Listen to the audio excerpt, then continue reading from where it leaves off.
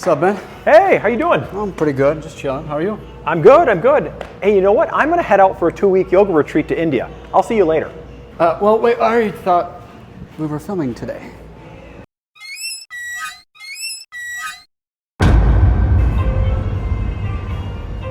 Ben? Ben, what are you... Hey, Jeremiah, can you hear me? We're doing a video, right? You okay? Yeah, I'm home-tastic.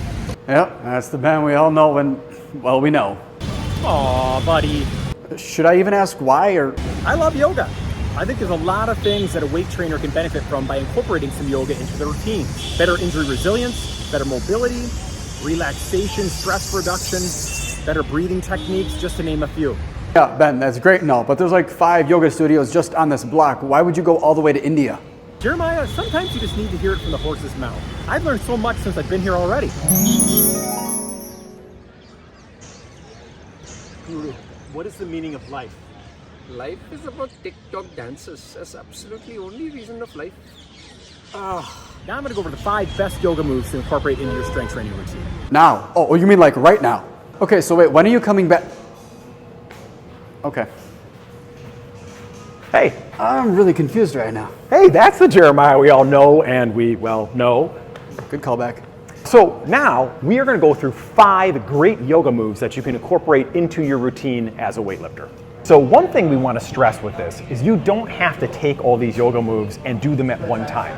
You don't have to log off 30 minutes in your schedule and be like, now I'm going to do these 5 yoga moves.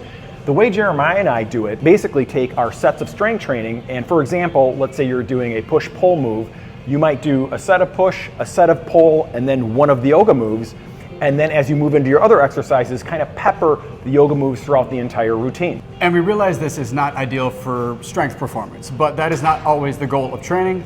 If you want to improve the way you move, this is a really fantastic way to do it.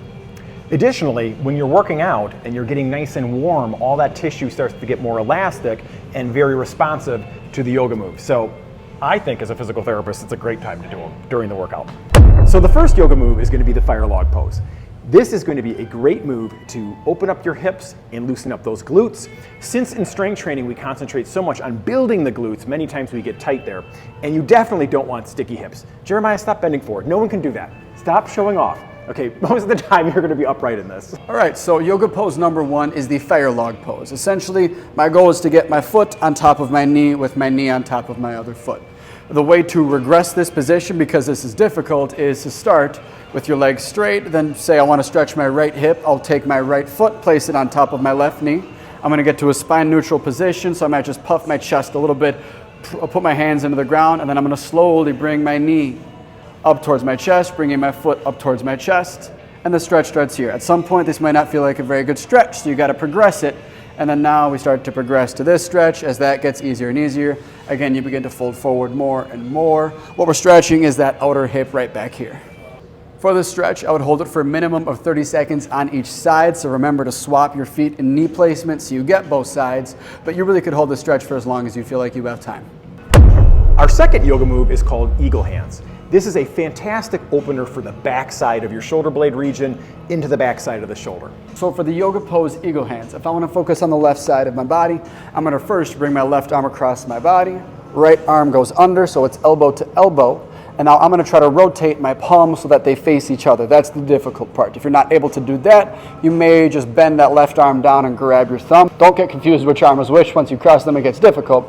But now once we've got our stretch down, to make sure that I'm stretching the correct muscles on the back side of my body, I'm going to protract, push my shoulders forward, and then pull everything down. I'm going to depress my shoulders, pull them towards the floor, pull my elbows towards the floor.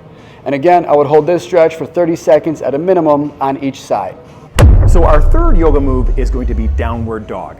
This one is an excellent stretch for the hamstrings, the whole posterior chain, your gastrocs or calves, in addition to being a really great stretch for your lats and some of the tissue in the posterior side of your shoulder as well. So it's a wonderful one to include in your routine. All right, so downward dog, your starting position really matters. I'm gonna lie down on the ground with my fingertips just below my armpits, elbows at my sides. I'm gonna retract and pull my shoulders down and back. Now from here, I'm gonna start with some bent knees and I'm gonna push up and back. Focus mostly on my shoulders. I want to create space between my shoulder and my ear by rotating my elbows a little bit outward, rotating my shoulder outward. and I'm also stretching the space in between my shoulder blades. From here, I want to lengthen my arm and now get my ears more so next to my shoulders. As the stretch becomes easier and easier for me, I might start to straighten my knees more and more while trying to maintain that position in my spine. And again, I would hold this stretch for about 30 seconds minimum. Okay, our final move, number 5, is the bow pose. This is a fantastic move.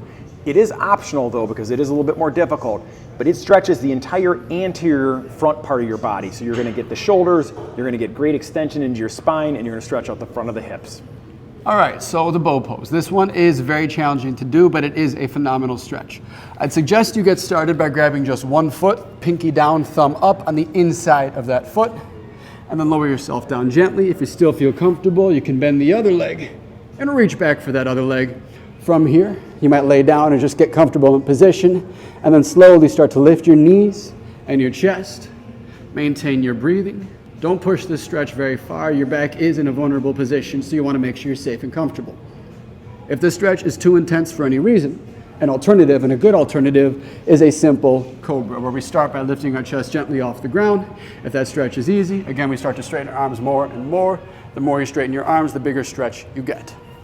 I would hold this stretch for 30 seconds minimum, but again, it's a challenge. You can hold it for really as long as you want. Guys, thanks for watching. We appreciate you. Please hit the like symbol. Please subscribe. Please comment below. So did you do anything interesting in India?